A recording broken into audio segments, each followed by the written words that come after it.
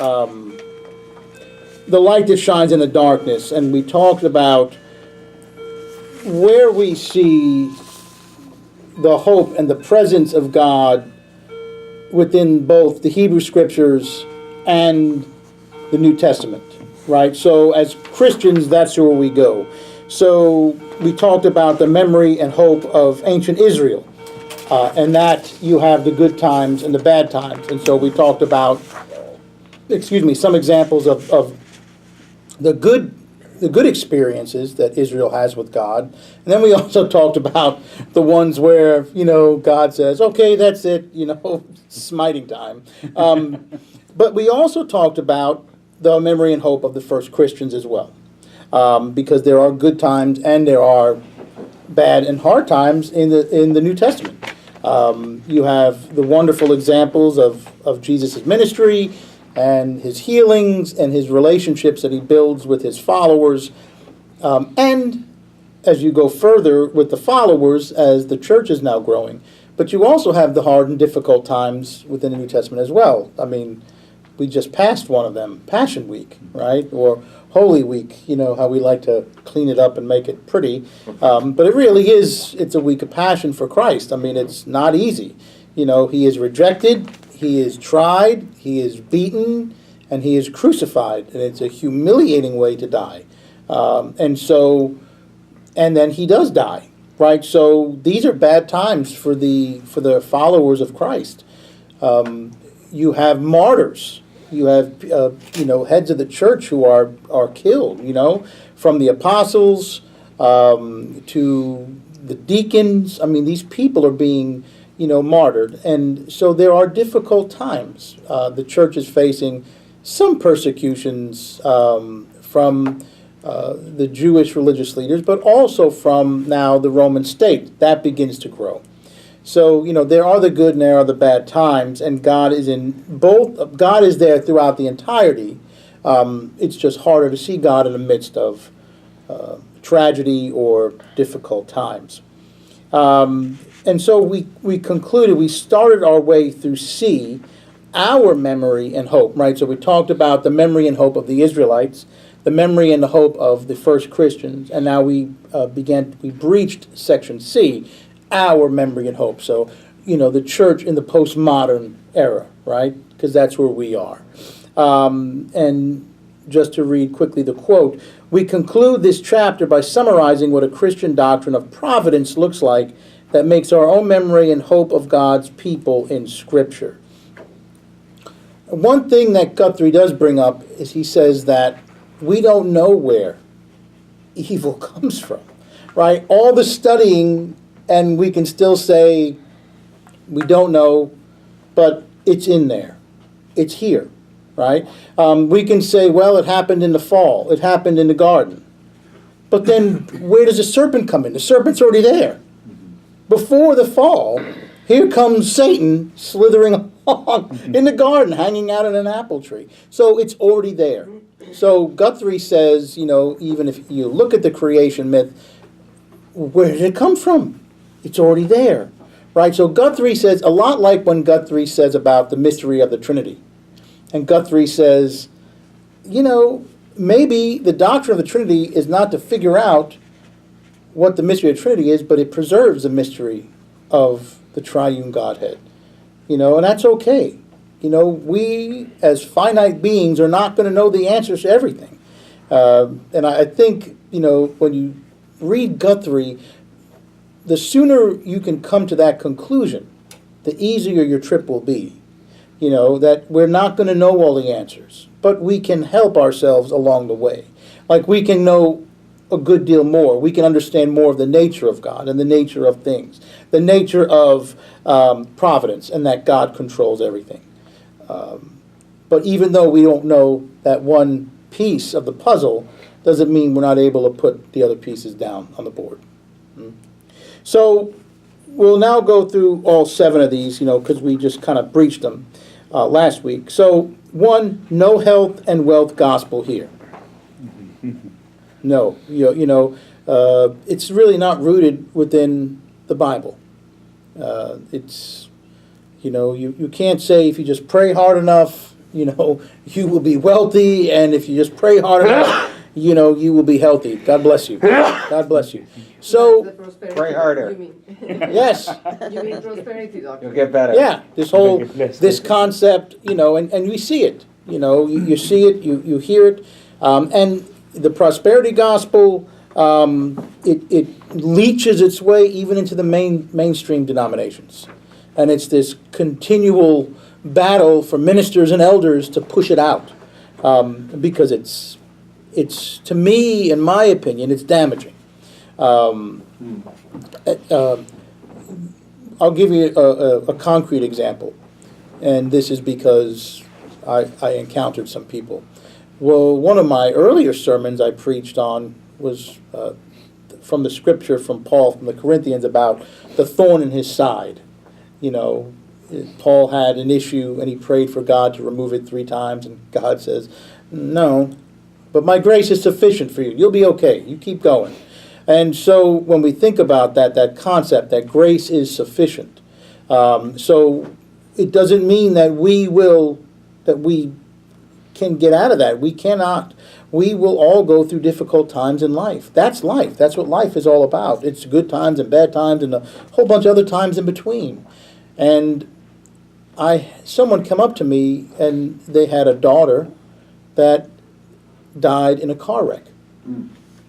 Young kid, probably I think she was like a preteen, and they said, we like going to church, but we don't like every time we go to church and hear people come up and say, my daughter or my son is ill, and now, they're better because all of you prayed for him or her.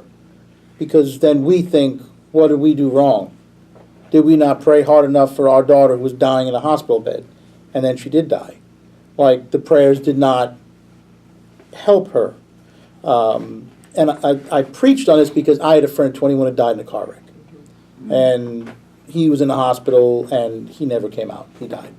So, again, it's not that we don't pray for people who are ill or terminally ill. Yeah, most definitely we do. But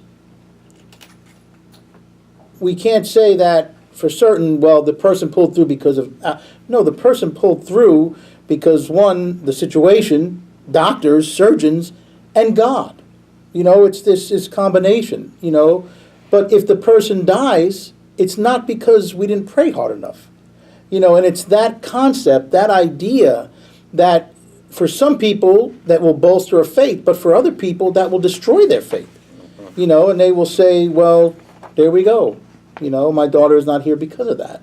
And so, and like I said, I think I was still in seminary when I preached this sermon. So at a very early stage for me to go through that type of and it was, I'm sure if I went one way, I might have been grilled, but I didn't. And so I was able to have this conversation. And so again... Can you reach it for us? I could preach that sermon. Yeah, it's an older one. I'd probably have to I'd like tidy it up. Yeah. But it's obviously still relevant. Oh yeah. But it's this concept of this health and wealth, or you just pray hard enough and you'll be wealthy. I mean, all you need to do is put on some of the channels, and there are some charlatans out there been doing the same shtick for decades. Prayer hankies. Everything from, get it and rub it against your checkbook. And the funny, I'm not making this stuff up. This goes on. So, again, if you think about the life of Christ, there's nothing that screams wealth. Nothing. And prosperity. Yeah. Now, he doesn't speak against it. It is a neutral thing. But, there's nothing to say that you will be wealthy or you will be healthy your whole life. Let's talk about it's harder for a camel to go through a mountain. Yeah, than for a rich man to enter. It's easier. Right, so it's not impossible. But so you hear, and that's what causes the disciples to... Well, because you think about it, the whole system, until the system of grace really, that Christ is now bringing, begins to permeate, the ancient Hebrews really lived within this system of curses and blessings. If you are a husband and wife and you get pregnant, it's seen as a blessing from God. If you are a husband and wife and you are barren, they were seen as being cursed by God, right? So everything is a series of curses and blessings. Now, Jesus comes, right, and he begins to chew away at this until finally, it's no. Good things and bad things fall upon everybody. Curses and blessings fall upon anybody, the good and the bad, right? And this is what causes so many people to say, oh, why? That guy is absolutely villainous, and look at the beautiful life he's had. And then I know the guy down the street, and he's the most wonderful man on the earth, and he dies of cancer at 36. So there's no rhyme or reason to it. And Jesus comes out and says, curses and blessings fall upon everyone. But then Christ then institutes this system of grace that, is different, world-changing. And so when we think about this health and wealth gospel, prosperity gospel, it's something that should be pushed out of the church. To me, it's more damaging than it is good. It's just not true. You think about the life of Christ, he lived as like a monk, and so did his 12 followers. I mean, they just left. They relied upon other people's generosity and kindness, and that's it. They didn't ride around in caravans and live in posh Private jets. Yeah, they didn't ride private jets. Private camel. Yeah, exactly. They didn't have private camel service. They walked everywhere they went. I would imagine the things they spent the most on were new pairs of sandals because they were wearing out their soles. So that. I've heard it's something beautiful about, it's a way of, because, you do have those conversations with people. Surely. It happens a lot during our retreats, the men's retreats, where you have one-on-one conversations. And again, I've heard people say, I know why she died. I mean, of a friend of mine, she died from breast cancer. And I had another friend of hers and mine say, I know why she died. She didn't really believe, and she didn't pray hard enough. Yeah. Yeah. You hear that. You hear it a lot. And when people maybe they don't say it in public, but they're thinking. Yeah. And that's how they think. Right.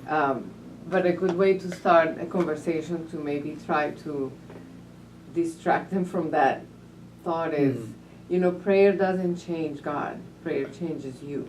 Yeah. And whatever that means for every person, the thorn in the flesh for Paul probably kept him humble and kept him going. Yeah. Weakness is, what we perceive as a weakness, might not be an actual weakness. It pushes us. It's hard. I mean, and we all have it. That's also part of the mystery, It's part of the mystery. It's actually part of being human. That we are broken. We have issues. We have weaknesses. I mean, and we all do. We all struggle. Every one of us struggles. I remember a conversation I had a long time ago with a friend of mine who was a doctor. And it was during my first call, and she was the neatest woman. I mean, she could have been a doctor for, bikers. I mean, she was tough. She had a black wreath on her door. She wore black spandex and She had a black what? wreath. On her Yeah, door? yeah. Kind of goth. Yeah, no, she wasn't God. She was a neat person. She had the worst bedside manner. She cussed like a sailor, but she was the best doctor. She went to Miami and she went to University of Florida. I mean, in top of her class. And her diploma sat on the floor in one of her exam rooms. She could care less what people saw. And but and a lot of people shied away from seeing her. But I said, when I first got to town, I'm like, I want the best doctor. Who's the best doctor in town? I said, well, that's Jana, but she's tough, and we don't know if you'd like, well, she cusses a lot. I'm like, I don't care, that doesn't bother me none. All right, so we actually became friends, and which was really neat because she actually saved the life of the longtime Presbyterian minister in that town. He came to her table and he coded. She brought him back to life, so he loved her after that. And so, whatever the reason, she said, I don't know what's wrong with you Presbyterians, but you sure like coming to me a lot. And but she was a neat woman. And I remember complaining about something and saying, I shouldn't really complain about this. It seems so trivial compared to everything else that people have to deal with. And she said, don't ever say that. She said, whatever you deal with is big for you, and it's real to you. So don't trivialize it, handle it, deal with it. Find your own coping mechanisms, but deal with it. It's real for you, so it's real. Everyone else deals with their own thing, so you have to deal with your thing. And to me that was, it was mind-blowing to hear that, but it makes a lot of sense. So for what Paul was going through was real for Paul. What everyone deals with is real to them. But sometimes we have to hear that.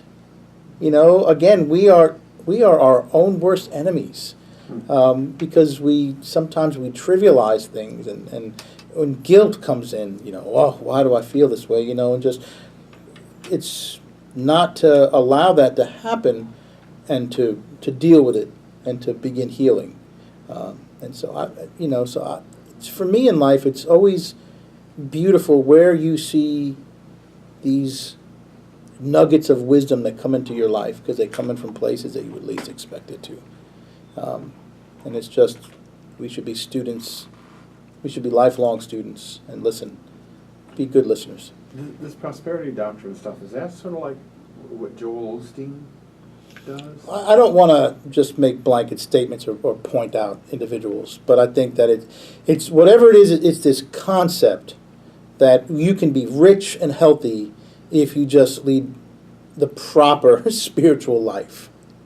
Yeah. So, you can make your own conclusions from there. Then is it one of the epiphanies I had that helped me tremendously to get rid of a lot of bitterness and stuff is when I just came to this realization, and that was after I moved down here, that what's happened in my life has been God's will. And as I look back on my life, I understood, it just seemed to me that this happened so that could happen, so this could happen, so this could happen. And it wasn't like I was destined to wear blue socks on Monday. It Right. was just like, Yeah, right. and that was God's will. I was.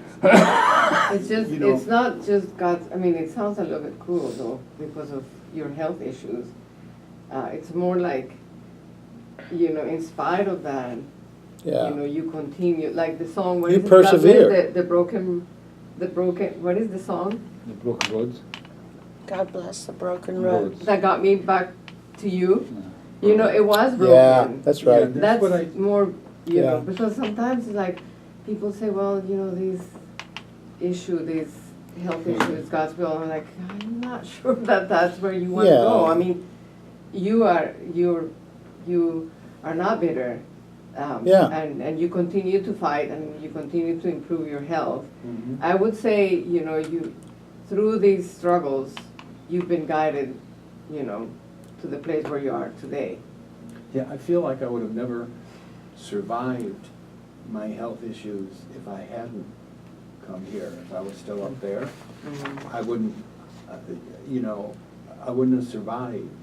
There were so Because many. your and- health issues are the consequence of a life that abused your body in whatever, you worked too much, you did too much, but Ate too that much. you ate too much. Ate too But fast.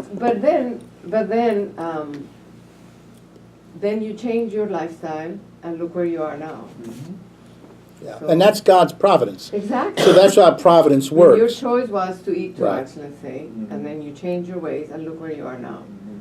So That you persevere through these in the things. midst of all of In this, the midst of it, you you persevere. continue to be guided, yeah. But it's Yeah, that's to I say felt that like, it was God's will to give you the illness. Is like, I think it's God's will that helped you keep fighting. Exactly. well, I felt like it was God knew that this was going to happen to me.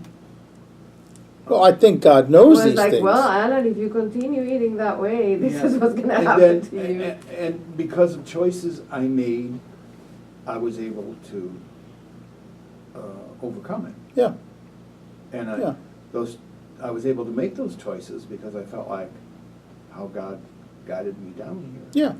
Yeah. And I Just, yeah. you I know, think that's a good way of looking at it. Right. I agree with Alejandro that it's not God's, like, you're not being punished. But I think God was with you the whole step of the I way. never felt like God would ever punish me. I felt like I punished me. Yeah. And God helped me understand. So God's You will know, was that- to that- help you and to love you through, Right. and your response, help you get to where you got. Mhm. And of course, the friends that were like angels, that brought you here. Yeah. Yeah.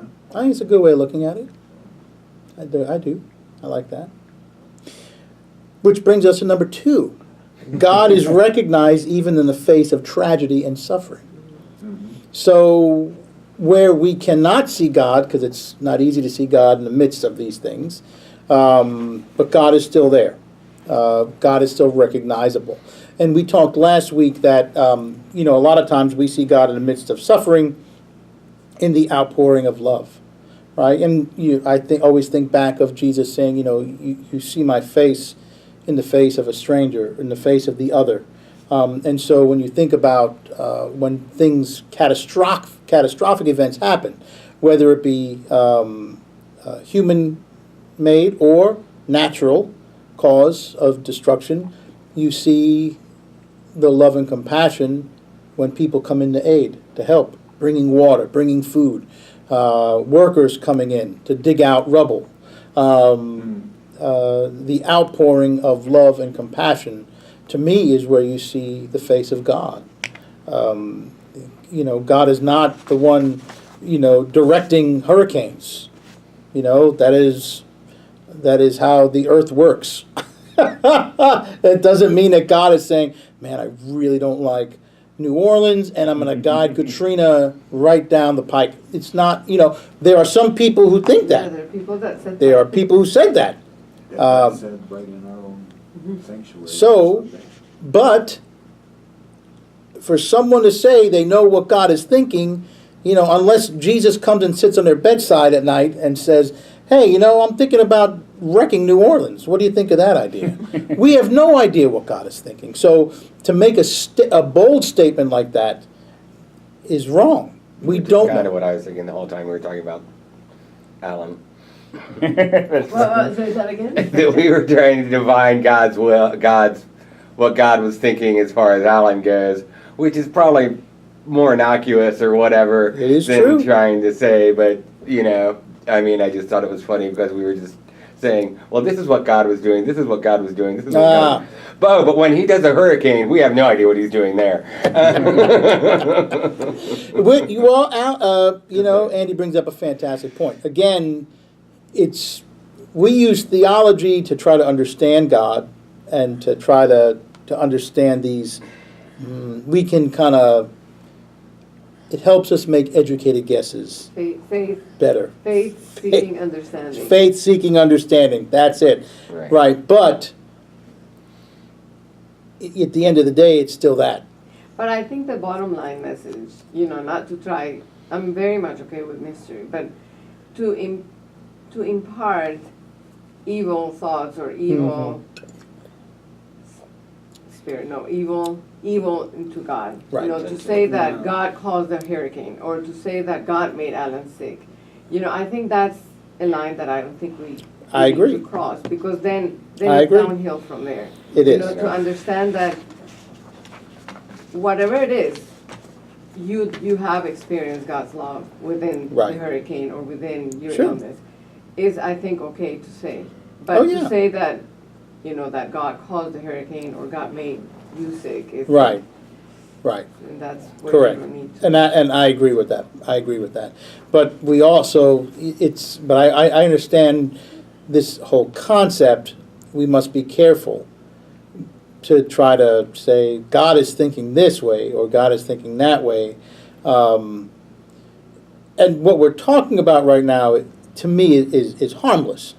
But there are people who will go one way or the other, and like some individuals who will say, God sent Katrina to New Orleans because they're a bunch of sinful people.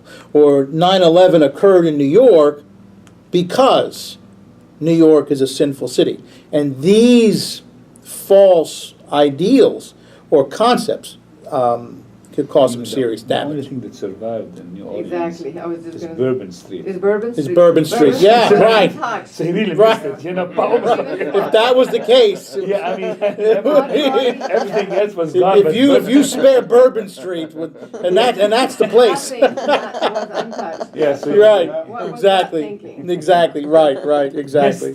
Good, right, exactly. Send it again. So, 3, we are to love enough to risk our own comfort to comfort others. So Guthrie would say we are to give enough or care enough to risk our own comfort to minister or to comfort others, which means that sometimes we have to become uncomfortable to minister, and that's a good thing. Right? We think about, there are cliches all over the place about, you only grow when you're outside of your comfort zone. Yes, I would imagine so. It helps you grow because you're moving from a static place to a dynamic place, so something's going to happen. You shouldn't be the same when you come out of that. It could be worse or it could be better, but there's going to be some movement. But Guthrie is saying that as Christians, we should put our own comfort aside to help others, to comfort others. Where would he get something like this? Where does he come up with this concept? I mean, the ministry of Jesus. Yeah. Jesus' ministry, Paul's ministry, Peter's ministry, the apostles, the women, they're out there in the front line. So the obvious thing is, especially in the Bible, you can die from doing this. And in the book of Acts, it doesn't take too long before the first apostle is martyred, right? James, John's brother. He goes pretty quick. And so there you go. You already have one apostle who dies for the cause.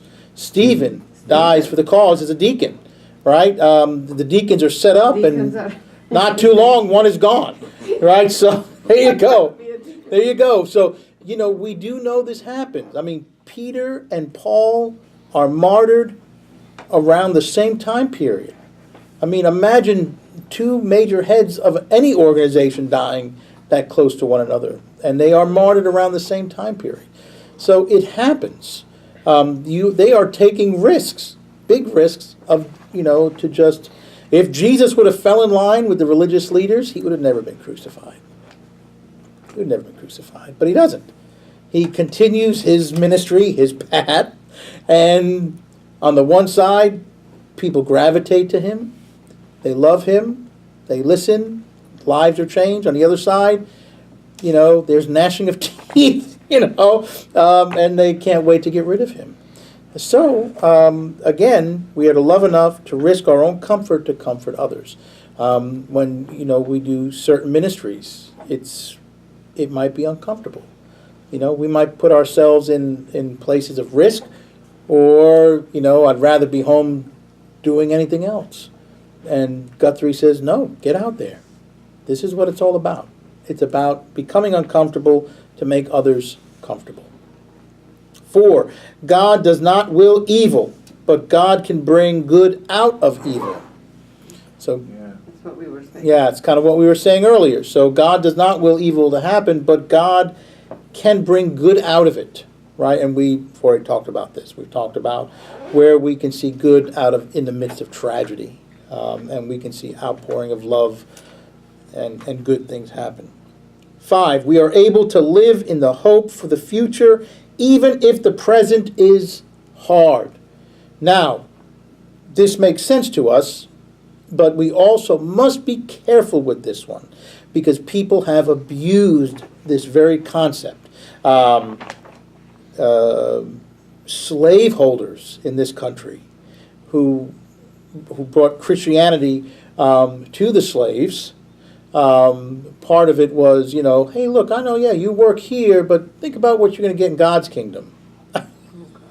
So, these kind of concepts can be abused. So if you look at it in its proper frame of mind, yes, we are to live for the hope. Christians, we are to live for the hope of the resurrection. The resurrection is our hope, that death is not permanent, right? It's that, where is your sting? It's gone, right? Because we know that we have something awaiting for us, right? So our hope is for the future, even though the present is difficult. And think about Jesus' ministry. It gave hope to thousands upon thousands upon thousands of people because their present stunk. They were impoverished. They were sick. They were ill. They were oppressed, right?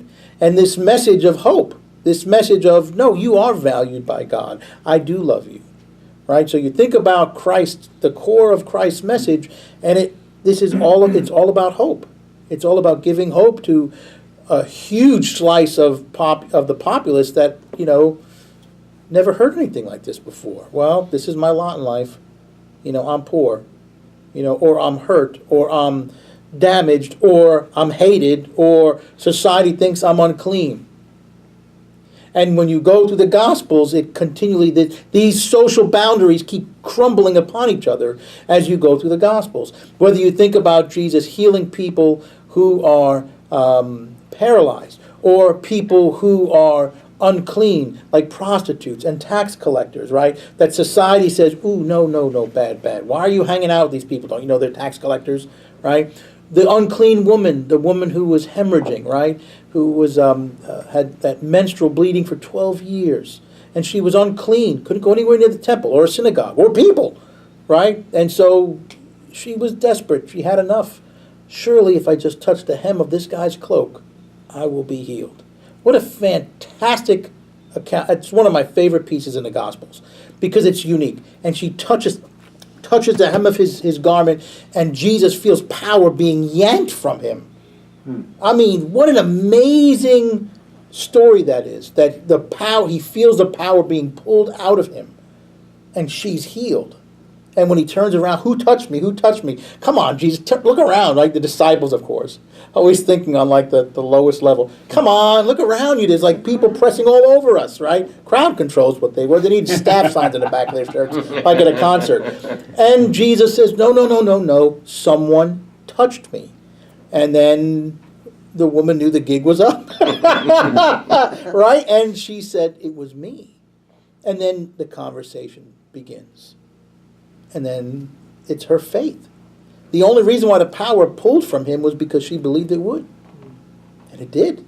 Because people are bumping into him all the time. Doesn't mean that healings are like happening all the time because he bumps into people like a pinball.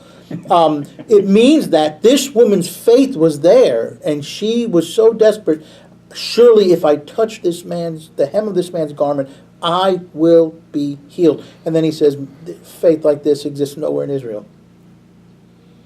Because when you think about that, it's amazing that she touches it and power literally is pulled from him. It's a fantastic account.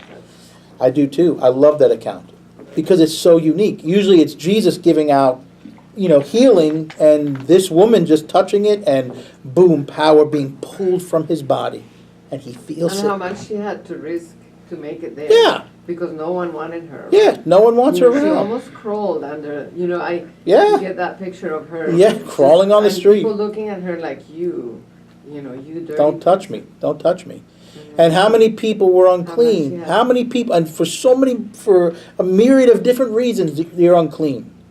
This woman is constantly bleeding. This person deals with Gentiles, the Romans. This woman is a prostitute. This person is unclean because of various skin conditions, leprosy.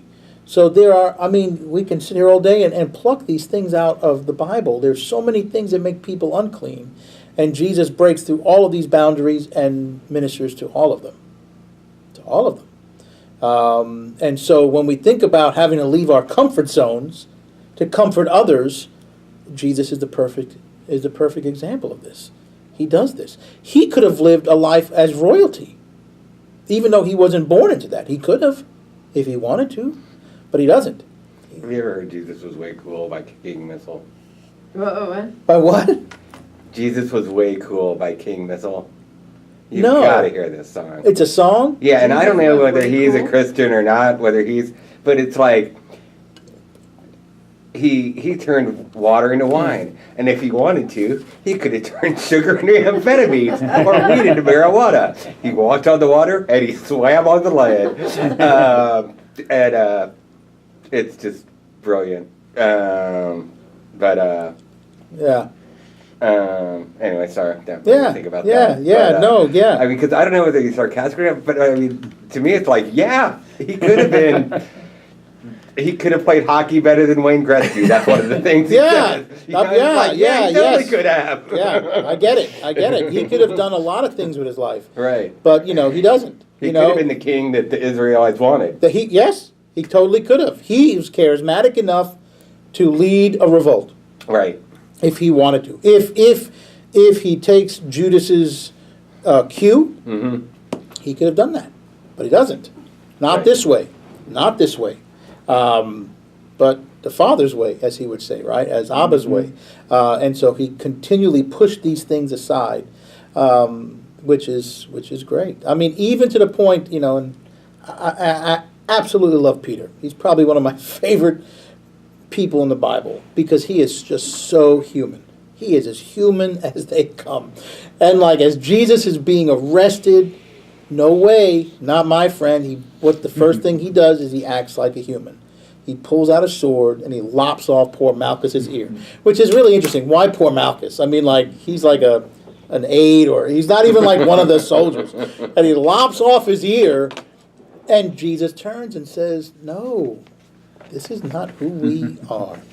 And then he takes his ear, puts it back on his head, and it's back on this guy's head. And I often wonder if Malchus became a believer after that. I would. If I was Malchus, I would have been sold. All right, we'll see you in worship. It's a win-win situation for everybody. That would be a good biblical fiction movie to make. They did Barabbas. Dino De Laurentiis did Barabbas back, I think, in the early 60s or late 50s. But the story of Malchus would be an interesting one, too. And it could start off in the garden as Jesus is arrested.